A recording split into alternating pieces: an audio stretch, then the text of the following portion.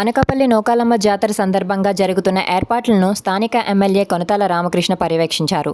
ఈ జాతరను రాష్ట్ర పండుగగా నిర్వహిస్తున్నామని, అందుకు తగ్గట్టుగా ఎన్టీఆర్ స్టేడియంలో నెల రోజుల పాటు సాంస్కృతిక కార్యక్రమాలు ఏర్పాటు చేస్తామని, భక్తులకు ఎలాంటి అసౌకర్యం కలగకుండా ఉండేలా తగిన చర్యలు తీసుకోవాలని అధికారులను ఆదేశించారు.